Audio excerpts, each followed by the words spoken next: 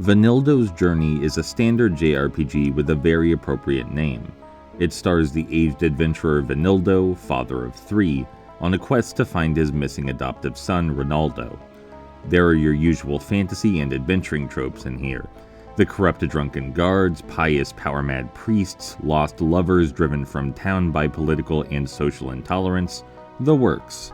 But I like that stuff, and Vanildo's writing is just convincing enough to pull it off.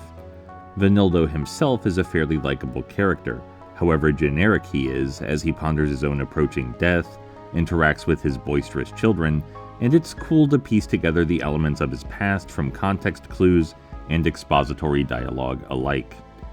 Speaking of the dialogue, it rather rapidly oscillates between juvenile and reasonably mature. There's no shortage of vulgarity, open cursing, sexual jokes, and just general raunchiness, but as quickly as it dips into that deliberate, bold-faced immaturity, everyone's back to discussing the serious trauma of these characters again. Some might call that tonal whiplash, but it's baked into the game's identity, and I think it's fine. There are enough genuine reasons to be invested. That said, the gameplay half of the equation is entirely trivial and banal. If you've played an RPG Maker game before, you've seen this combat, and nothing special is done to differentiate Vanildo's Journey from its peers.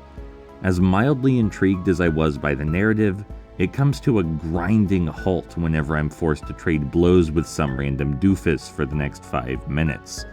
I couldn't care less about this combat, and I don't recall ever having to exercise critical thinking here. To make matters worse, are you a fan of game crashes? Because Vanildo's Journey has those too. I finished a dialogue and was expecting a scene transition, but no, it's just stuck here, on this black screen, forever. The game did warn me to save frequently to avoid frustration, and if this is what it meant, I think I'll just pass. I think I'll just not accompany Vanildo on his journey. That's absolutely not to say the game is wholly bad, but any passion I had for it was thoroughly snuffed out in short order.